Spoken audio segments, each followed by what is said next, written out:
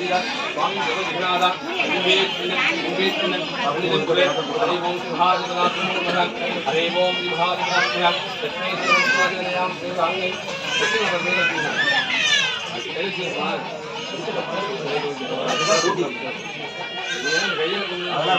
हरे ओम लक्ष्मीश्वरी संक्रांतियां श्रीरंगनामेश्वरीगम कामेश्वरीगम महादेवामुखमेध्यायामि आवाहयामि आवाहितो वा साधितो वा सनितो वा संयुक्तो वा उदितो वा प्रसिद्धो वा सवि सविधनाला पूजायां महादेवां ध्यायामि आवाहयामि हरे ओम नमः वल्ली दैवात्मगम्याय दैवानमुद्धाय आवाहयामि दैवानम्यामुखे आवाहयामि आवाहन स्थापन आवाहन स्थापन सन्निधान सन्निरोधन दिक्पंदन अपहुंदन जालत्रिह रेणु नमस्कार मुद्रा दर्शितवान् हरे ओम स्वाहा वल्ली दैवसेनापदये महादेवमुद्रा देवेन बुद्धे विद्यायामि आवाहयामि हरे ओम श्री महादेवदाभ्यो नमो नमः हरे ओम श्री नंद महाओम धर्म महाओम नाना महाओम मैलाक्य महाओम ऐश्वर्य महाओम पद्म महाओम पद्मस्त्री काबरी पद्म महाओम महा हल्ली मग्गहे विद्यायामि आवाहयामि इति आवाहन स्थापन सन्निधान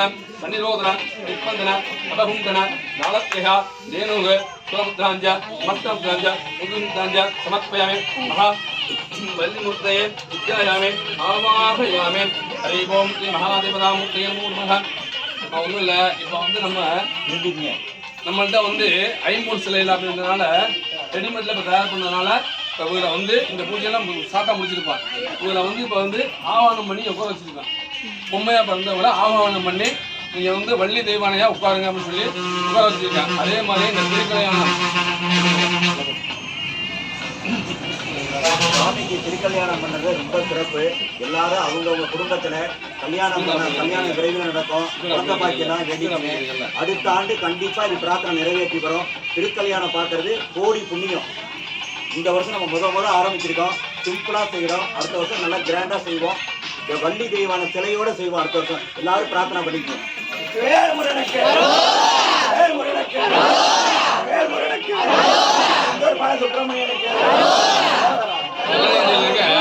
உங்களுடைய இல்லத்தில் நடக்கக்கூடிய இன்பங்கள் பெருகணும், துன்பங்கள் விலகணும். நம்ம உடம்புல இருக்கக்கூடிய வியாதிகள் எப்படின்னாக்கா மனிதனுடைய திருமணம் என்று சொல்லக்கூடியது தெய்வத்தால் சொர்க்கத்தில் நிச்சயிக்கப்படும் சொல்லுவாங்க. மனிதனுடைய திருமணம் வந்து தெய்வத்தால் சொர்க்கத்தில் நிச்சயிக்கப்படும் சொல்லுவாங்க. ஆனால் தெய்வத்துக்கு திருமணம் பண்ணி நம்ம பார்த்ததில்ல. அதனால வந்து நம்ம தான் வந்து பண்றோம். ஆகையினால இந்த விசேஷ காலங்கள் அப்படின்னு சொல்லக்கூடிய கந்த சஷ்டி, தைப்பூசா, பங்குனி உத்ரா அப்படின்னு சொல்லி பல காலங்களில் பண்ணும்போது விசேஷ காலங்களில் பண்ணுவோம். அதனால வந்து சாமிக்கு யாரும் பூ கொடுப்பாங்க. பூவெல்லாம் அர்ச்சனை பண்ணக்கூடாது. சாமிக்கு அர்ச்சனை இருக்குது, சும்மா கொடுத்து தான் கொடுக்கணும். இது வந்து அர்ச்சனை எல்லாம் போடக்கூடாது. அர்ச்சனை நீங்கள் வச்சுருக்கேன் வந்து சாமியை கும்பிட்டு அர்ச்சனை எடுத்து தலையில் போட்டு போடணும். நீங்களாம் எடுத்து போட்டுக்கணும். அவங்கெல்லாம் வந்து உங்களுடைய பிரார்த்தனையில வேண்டி சாமியை தரிசனம் பண்ணிட்டு திருமாங்கலையை போட்டு போகிறாங்க.